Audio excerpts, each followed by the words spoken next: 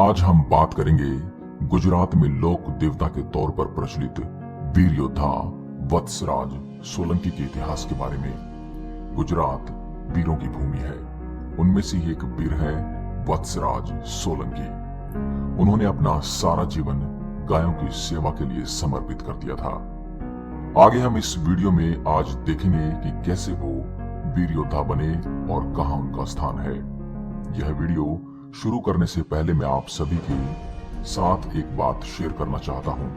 अगर आपके पास भी ऐसी ही कोई रोचक कथा है तो हमें नीचे दिए गए ईमेल आईडी में हिंदी में लिखकर भेजें। अगर आपकी कथा हमें पसंद आई तो हम उस पर रिसर्च करके वीडियो बाण की तरफ से एक प्रोत्साहन पुरस्कार भी दिया जाएगा और साथ ही वीडियो में यह भी बताया जाएगा कि यह कहानी हमें किसने और कहां से भेजी है। यह स्थानक गुजरात में सालों से ही हिंदू व मुस्लिम श्रद्धालुओं के लिए आस्था का प्रतीक बना हुआ है। यह स्थानक वाछरा दादा के नाम से भी प्रचलित है।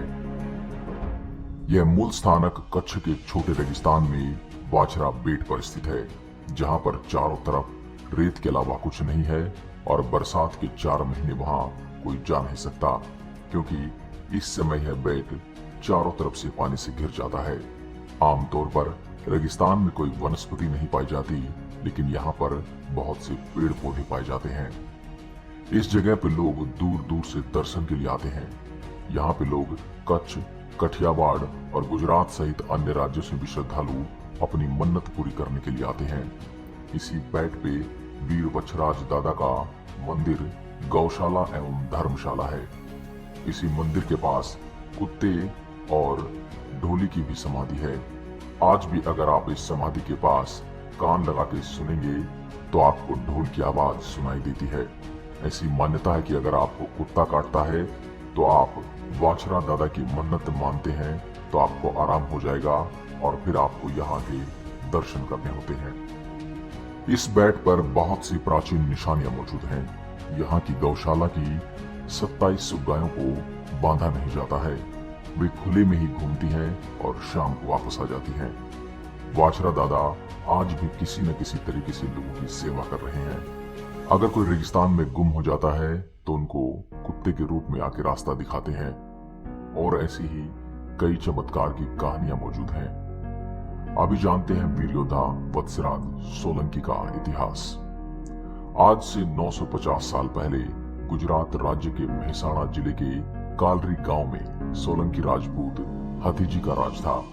वे काफी धर्मप्रिय थे, लेकिन उनके यहाँ कोई संतान नहीं थी। इसी के चलते उन्होंने मथुरा की जमुना नदी में अपने प्राण त्यागने का निर्णय लिया। लेकिन जैसे ही वे नदी के पानी को छूने लगे, आकाशवाणी हुई कि आपके घर एक दिव्य पुरुष अवतार लेने वाला है। इसके बाद उनके घर एक बेटे का जन्म हुआ, जिसका नाम उन्होंने श्री कृष्ण के बड़े भाई बलराम के नाम से बलराज रखा। उसके साल भर बाद सोमवार के दिन वत्सराज का जन्म हुआ। उनके जन्म से सारे गांव में खुशी की लहर दौड़ उठी। जब बालक वत्सराज किशोर अवस्था में आए तब वे गौ सेवा के लिए काफी प्रचलित थे। कुछ साल बाद वहां पे भयानक अकाल पड़ा। तब जानवर तो ठीक, इंसानों के लिए भी खाना और पानी की समस्या हो गई। कालरी गांव से 5-7 मील दूर बड़ावली गांव में थे। तब धरती में से आवाज आई और कहा कि अपने दाएं पांव से भाले को जमीन में गाड़ दें। यहाँ पे मीठे पानी की धार निकलेगी और इससे सारे इलाके में पानी की समस्या खत्म हो जाएगी।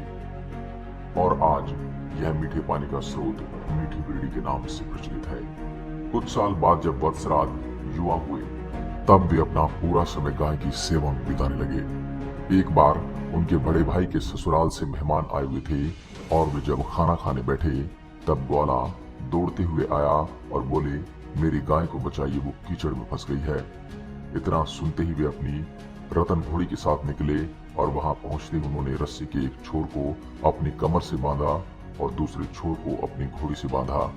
कीचड़ में कूदने के बाद उन्होंने रस्सी के एक छोर को गाय पे बांध दिया और अपनी घोड़ी को आवाज लगाई। घोड़ी ने अपना सारा जोर लगाया और वह गाय कीचड़ से बाहर निकल गई। उनकी यह वीरता देखकर आए हुए मेहमानों में से किसी ने कहा कि बड़ियार में गाय के लुटेरे आते हैं और गायों को लूट कर ले जाते हैं। इतना सुनते ही उन्होंने निर्णय किया कि वे गायों को किसी भी कीमत पर ले जाने नहीं देंगे और उनकी रक्षा करेंगे। वत्सराज सोलंकी अपनी प्रिय 5-7 गायों को लेकर उनके मामा के घर बड़िहार चल दिए। देखते ही देखते उनकी कीर्ति चारों ओर फैल गई और लुटेरे वहां आने से डरने लगे। वे गौरक्षा और सेवा के चलते बहुत ही प्रचलित थे। इसके बाद उनकी शादी उनके मामा के संबंधी की बेटी पुनामा के साथ तय हुई। उनकी शादी के दिन वे बारात लेकर कुंवर गांव पहुंचे। उनकी शादी में बहुत से राजपूत और सोलंकी मेहमान आए हुए थे। शादी के दौरान तीसरे फेरे से पहले वत्सराज सोलंकी ने रतन घोड़ी ने जोर से घुड़की ली। तब वे समझ गए कि कुछ अशुभ होने वाला है। तभी सुनाई दिया कि कुंवर गांव की सारी गांव को लुटेरे ले जा रहे हैं। गायों का नाम सुनते ही शादी के मंडप से अपनी वरमाला तोड़ के अपनी तलवार लेकर घोड़ी पर सवार हो गए। उन्होंने गायों के लुटेरों को देखा और उनको मार के सारी गायों को बचा लिया। जब वे वापस आए तब एक चारण आई और उसने विलाप करते हुए कहा कि सारी गायें वापस आ गई हैं, लेकिन उनकी बेगड़ गाय वापस नहीं आई। इतना सुनते ही उनका राजपूत खून खोला और फिर से लुटेरों के साथ दो दो हाथ करने के लिए निकल पड़े। लेकिन इस बार उनके पीछे देवलबाई, उनकी पत्नी पुनाद्रे और सारी राजपूत सेना थी। वत्सराज ने रुद्र रूप धारण कर लिया और यह देख के लुटेरों ने अपनी जान बचाने के लिए भागने का रास्ता अपनाया।